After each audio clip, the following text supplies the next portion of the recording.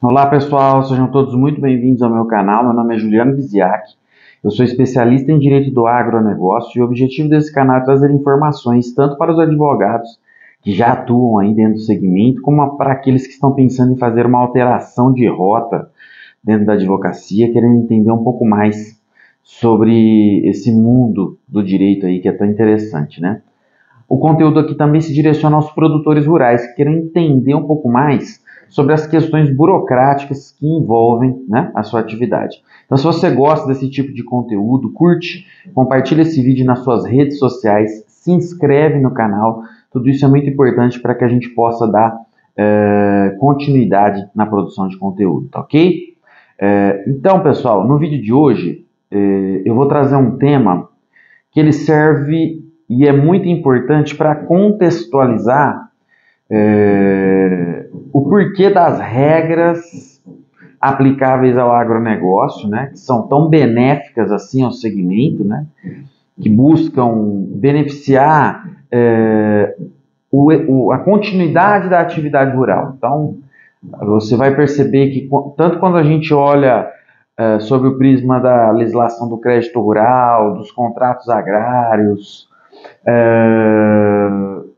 do interesse social, né, ou melhor, da função social da propriedade rural, né, quando que ela é cumprida, sempre nós vamos ter uma tônica, qual que é? A execução da atividade rural, a continuidade da atividade rural, né? E aí a gente precisa entender e voltar um pouquinho na história para poder entender o porquê disso, por que que isso acontece e por que que a legislação tem esse viés, né? Que quando a gente fala, por exemplo, sobre o tema de crédito rural e de todos os benefícios que existem nessa política pública de Estado, né, dos limites de encargos financeiros, possibilidade de alongamento da dívida rural, no primeiro momento, aquele profissional advogado, né, o mesmo produtor rural que não entende o contexto, ele acha assim um pouco difícil de acreditar. Por quê? Porque ele faz a comparação com o crédito bancário tradicional. Só que as regras aplicáveis aí, não só ao crédito rural, mas toda a legislação aplicável em favor do produtor rural, e aí a gente pode falar inclusive sobre questões tributárias, tributação no agronegócio, são para favorecer a atividade rural e a continuidade da atividade rural. E existe um porquê para isso. Então nós vamos voltar um pouquinho na história para entender o contexto e quando surgiu, né, efetivamente o direito agrário no país, tá?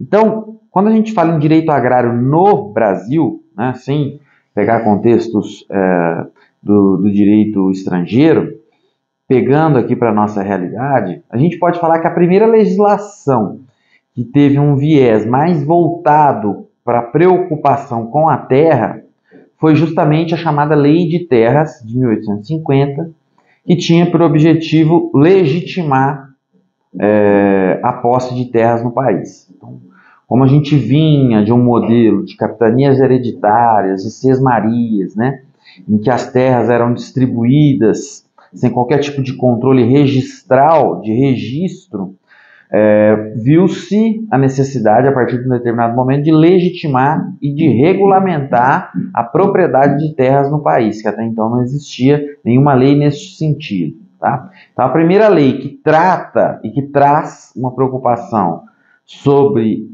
terra, propriedade no caso, é a chamada Lei de Terras, de 1850, que tinha como objetivo legitimar a propriedade, né? Quem tinha a posse, fazer com que essa pessoa tivesse um título de propriedade sobre aquele imóvel.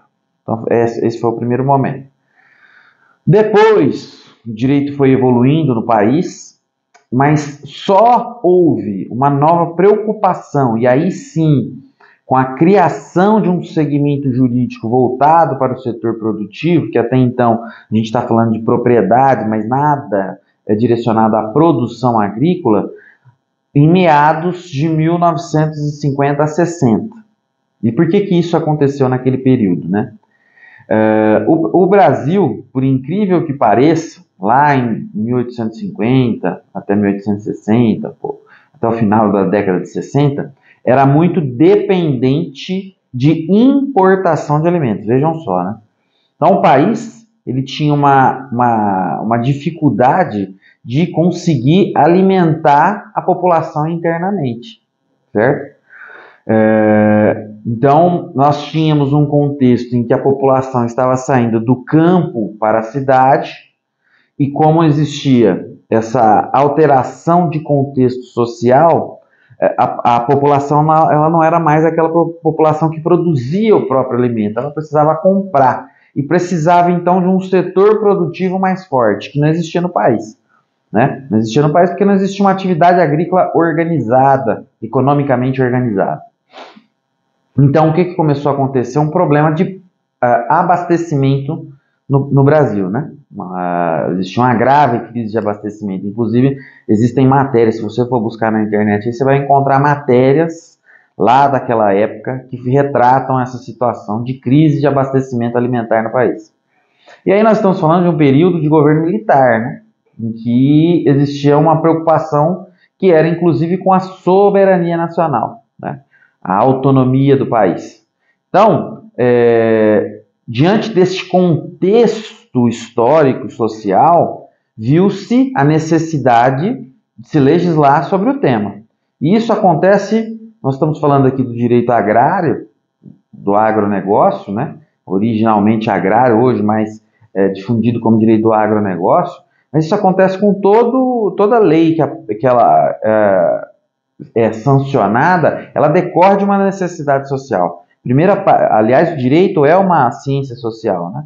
Então, primeiro vem a necessidade social e depois a lei para regulamentar aquele assunto.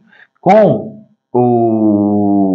o direito agrário, né, e a legislação sobre a produção alimentar no país, não foi diferente. Primeiro, viu-se uma crise muito grande do ponto de vista de abastecimento alimentar, e depois, então, a necessidade de se legislar sobre o tema. Então, o que foi a primeira coisa que se fez, do ponto de vista legislativo, para que houvesse a edição de legislação e desenvolvimento de um mercado agrícola forte no país? Foi com a edição da Emenda Constitucional número 64, aliás, a Emenda Constitucional de 64, né, de 1964. Essa Emenda Constitucional, entre outras coisas, ela trouxe a competência da União para legislar sobre direito agrário. Então, ela estabeleceu que o ente federativo União seria, e é até hoje, competente para legislar sobre direito agrário no país. Tendo, portanto, do ponto de vista constitucional, essa competência, surgiu, então, as primeiras leis que tratavam sobre o tema voltado ao direito agrário. E a primeira legislação surgiu o Estatuto da Terra, justamente para como se fosse uma lei geral aplicável à produtividade no país, e surgiu a lei do crédito rural, que institucionalizou o crédito rural no país.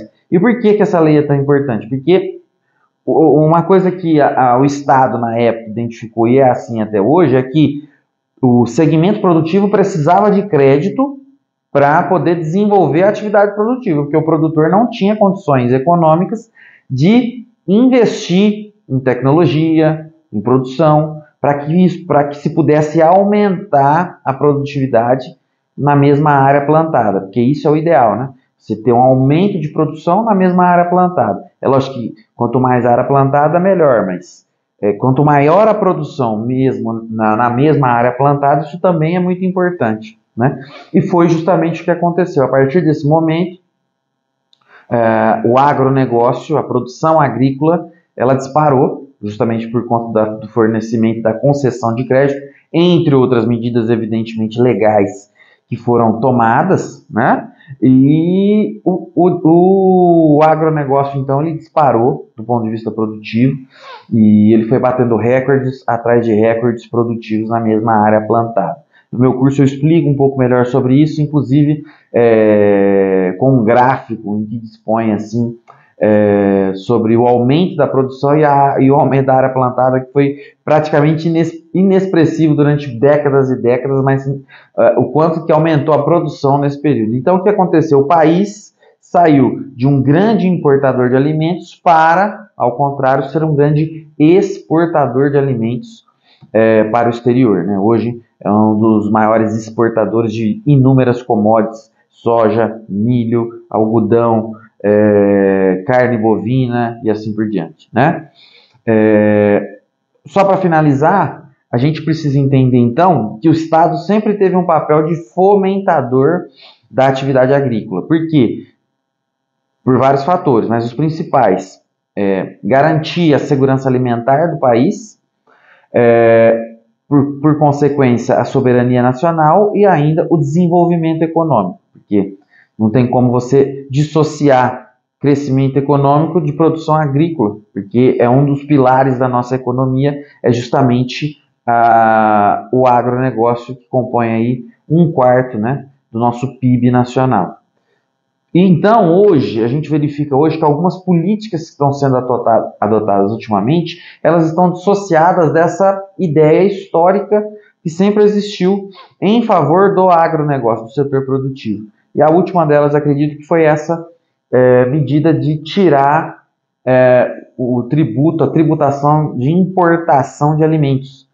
Por que essa ideia ela é equivocada, inclusive do ponto de vista histórico? Porque historicamente, os governos investem na produção interna para baratear o custo do alimento e não tiram o tributo de importação para estimular que outros países tragam alimentos para o país, né? Aqui já há alimentos suficientes para a população, né? Com algumas exceções, evidentemente. O que precisa fazer é investir no segmento do agronegócio com mais força. Então, nós estamos passando por um momento de crise econômica do setor, mas o governo, ao invés de tomar uma medida mais efetiva para auxiliar os produtores nesse momento de crise, ele faz ao contrário, ele estimula o comércio externo, ou seja, que o mercado contrate e compre produtos no exterior. É evidentemente que isso vai trazer um prejuízo para o mercado interno produtivo, né? E, consequentemente, para toda a economia, tá bom? Então eram essas informações que tinha para trazer para vocês hoje. Se vocês gostam desse tipo de conteúdo, curte, compartilha esse vídeo nas suas redes sociais, se inscreve no canal, tudo isso é muito importante para nós, tá ok? Então é isso, pessoal, um abraço e até a próxima!